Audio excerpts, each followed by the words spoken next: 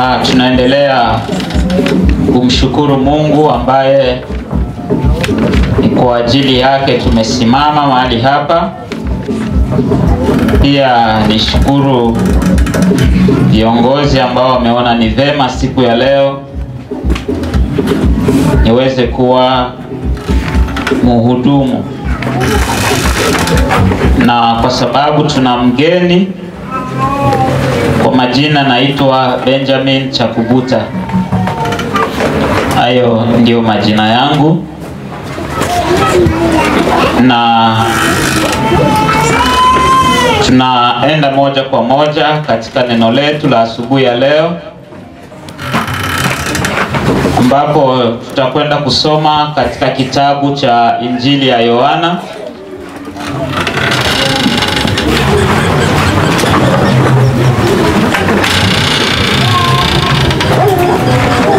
Injili ya Yohana sura ni ya 15 mstari wa kwanza hadi wa 7.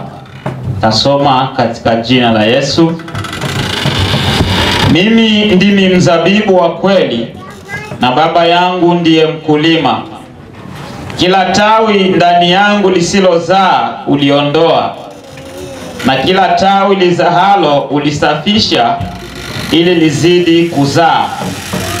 Ninyi mmekwisha kuwa safi kwa sababu ya lile neno nililowaambia.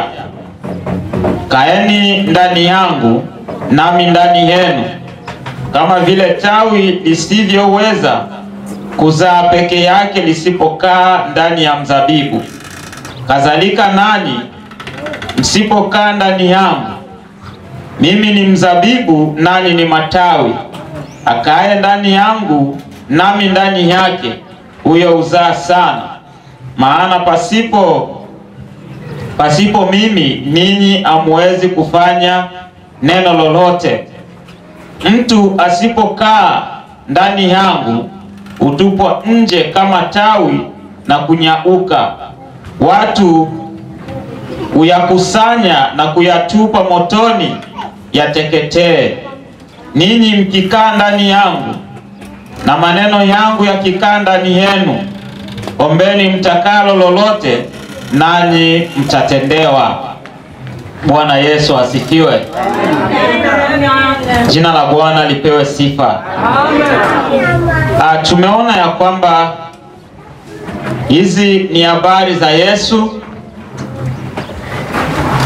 katika maneno yake ya mwisho pamoja na wanafunzi,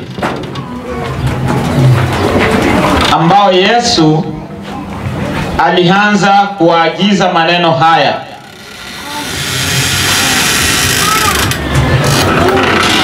Ambayo yamesemwa ndani ya kitabu hiki. Kwa hiyo tutakwenda tu kuangalia neno ambalo nasema kuwa umoja pamoja na Yesu, au umoja na Yesu.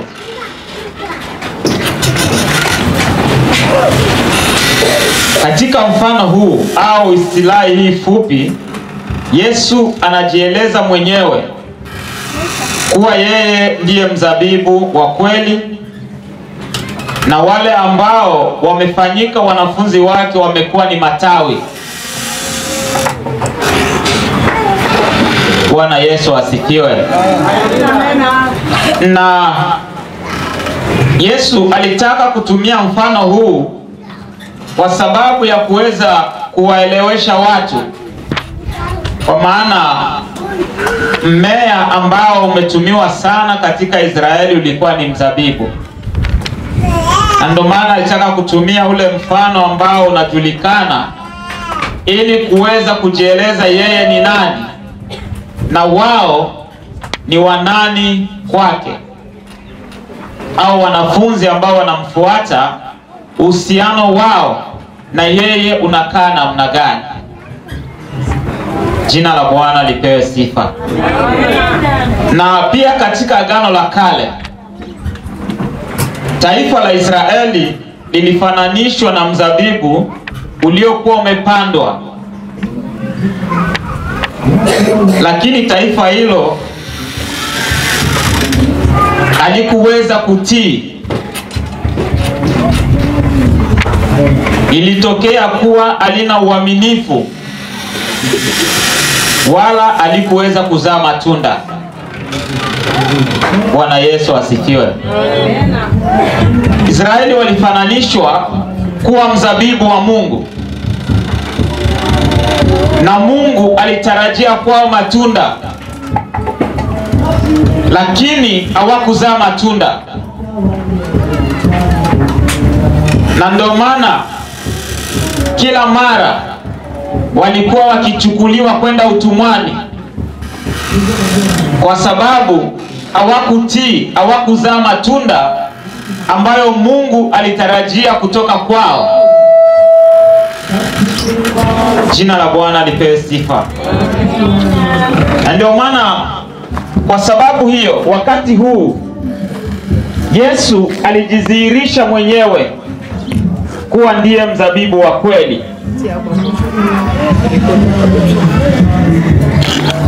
Yaani yeye ni utimilifu wa mifano au mambo yote yaliyofanyika katika Agano la Kale.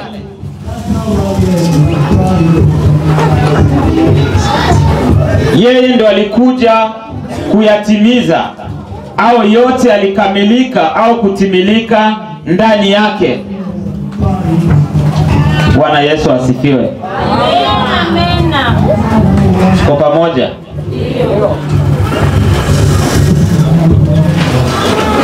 Kwa hiyo mambo yote yaliyofanyika, mifano ni mengi katika Agano la Kale. Sijui kondoo, sijui nini, tutoe damu, tufanye nini. Hayo yote ilikuwa ni vivuli ambavyo vimetimilika ndani ya Yesu. Na ndio maana hapa alitaka kujidhihirisha waziwazi kwao, wamjue yeye ni nani.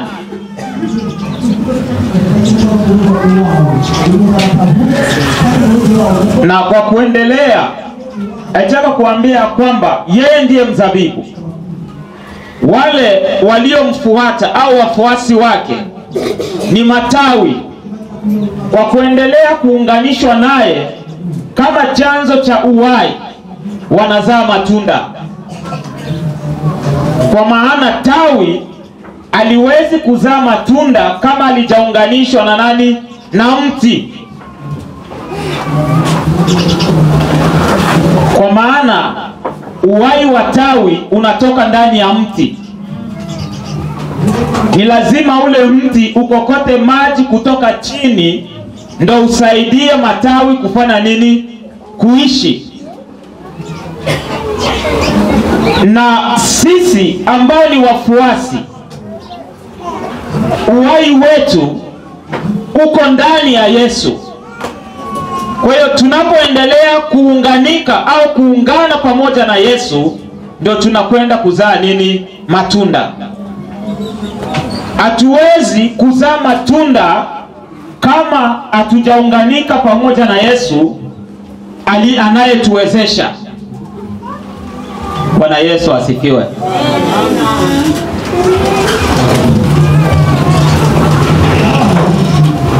Jina la Bwana lipewe sifa. Amen. Kwa hiyo sisi ni matawi na Yesu ndiye mti, ambao sisi matawi tunapandikizwa au tunachipuka kutoka kwake aliye mti. Kwa hiyo tusipoungana na mti hatutazaa matunda. Ili tuzae matunda ni lazima tuungamanishwe na mti ambao ndio utakuwa chanzo cha uhai wetu sisi kama matawi.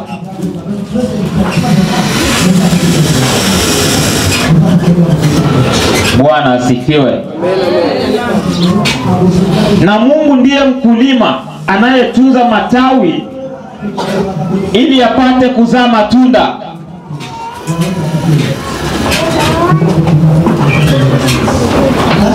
Yesu ni mzabibu ambao umepandwa katika shamba la Mungu,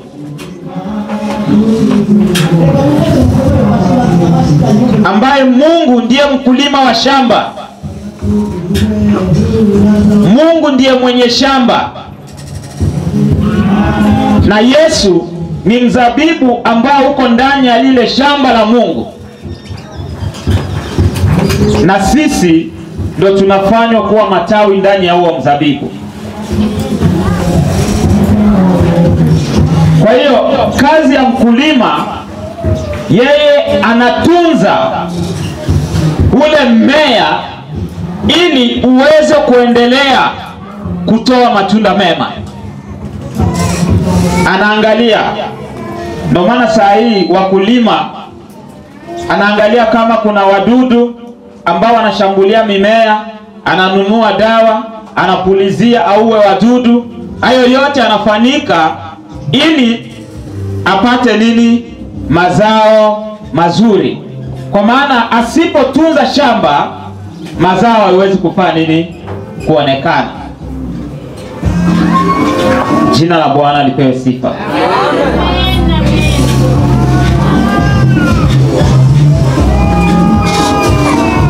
Kwa hiyo Mungu anatamani sisi tuzae matunda, na waumini au wanafunzi ndani yao wao wenyewe au sisi kama waamini ndani yetu hatuna uzima wala nguvu wala uwezo wowote wa kiroho kama hatuko ndani ya Yesu. Kwa hiyo anayetuwezesha, anayetupa nguvu, anayetusaidia sisi kukua kiroho ni nani? Ni Yesu. Na kama hatuko pamoja na Yesu, huduma zetu haziwezi kuendelea, maisha yetu ya kiroho haitaweza kuendelea. Bwana Yesu asifiwe. Wana wa Eli walijaribu kujiendesha, walijiona kwamba wao ni makuhani, na wakatamani kule Shilo kufanya vile wao wanataka. Saidiwa na mtu kitu, anaanza sasa kumwabudu huyo mtu,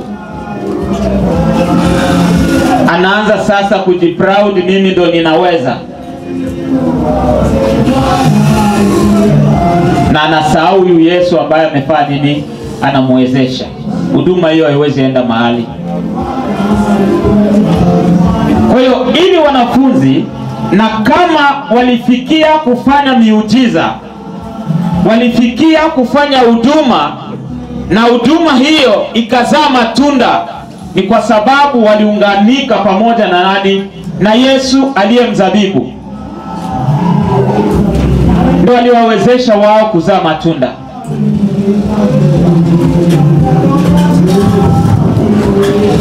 Kwa hiyo tukitaka uimbaji wetu umpendeze Mungu, uzae matunda, kuomba kwetu, kuhubiri kwetu, kufundisha kwetu, ni lazima tuungane pamoja na nani? Na Yesu. Bila Yesu sisi sio chochote. Bwana Yesu asifiwe. Ndio maana wanafunzi waliungana na Yesu, kwa maana walijua yote walio nayo yanatoka kwa nani? Kwa Yesu.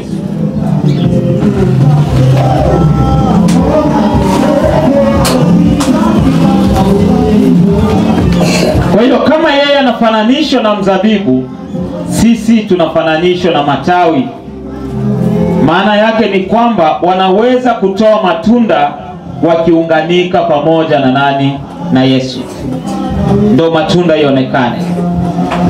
Kwa maana tawi likikatwa kwa mti linanyauka, na kesho tunalikata inakuwa nini? Kuni. Lakini lile ambalo liko kwa mti, kwa sababu bado linaendelea kupata chakula kutoka kwa ule mti, ndio linaendelea kufanya nini? Kutoa mazao.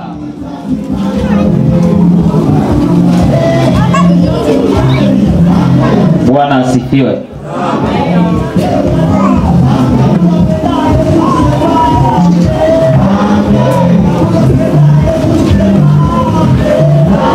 Aliendelea kusema ya kwamba mimi ndimi mzabibu wa kweli na Baba yangu ndiye mkulima. Na neno hili kweli limetafsiriwa zaidi, ambalo lilitaka kuonyesha kutegemewa. Neno kweli Yesu alilitumia kwa sababu alitaka wamtegemee yeye. Ni neno ambalo litaka kumaanisha kutegemewa. Alitaka wamtegemee yeye, wasitegemee nguvu zao, wasitegemee uwezo wao, wasijione ya kwamba wao wanafaa bila yeye.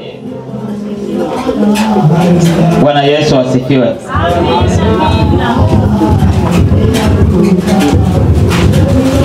Tumoja tusomee katika Yohana sura 14 na mstari ule wa 6.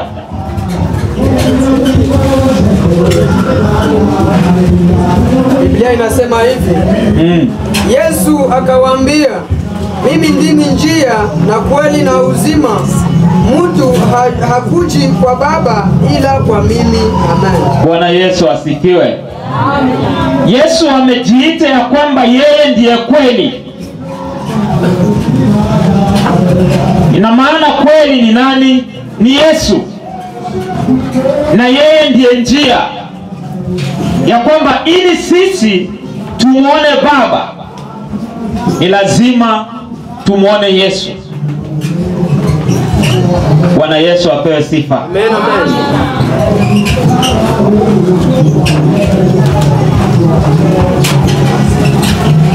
Ni kama vile tulivyo hapa.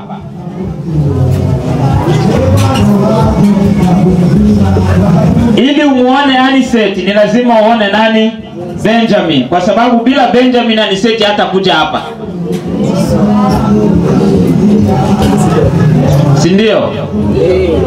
Na ndio Yesu alivyo, ya kwamba ili tumjue Baba ni lazima kwanza tumwamini nani? Yesu. Tusipomjua Yesu hatutamjua na nani? Na Baba.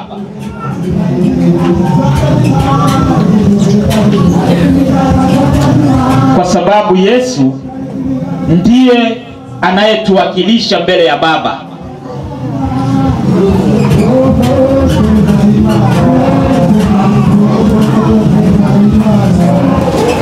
Bwana Yesu asifiwe.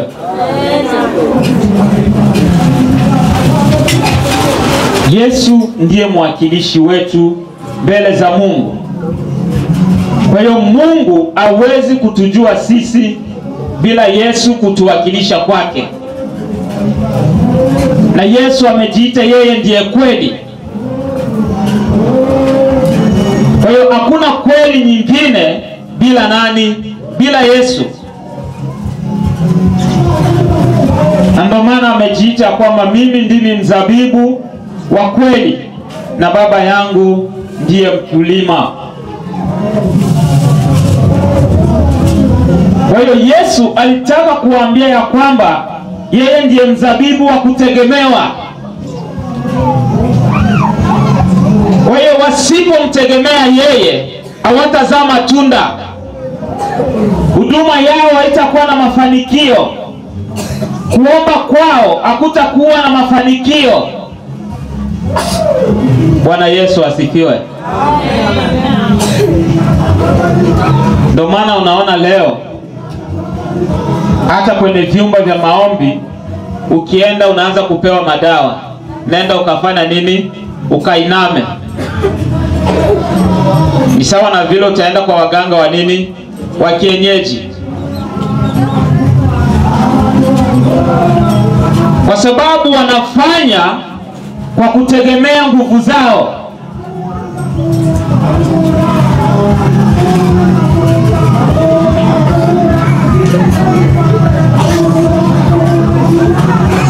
Kwa hiyo wapendwa, Yesu ndiye wa kutegemewa. Wengine wote, ikiwa pamoja na dini za kijadi, ikiwa pamoja na watu wanaweza kuwa na mengi ya kutoa kwa ajili yetu, lakini sio wa kutegemewa.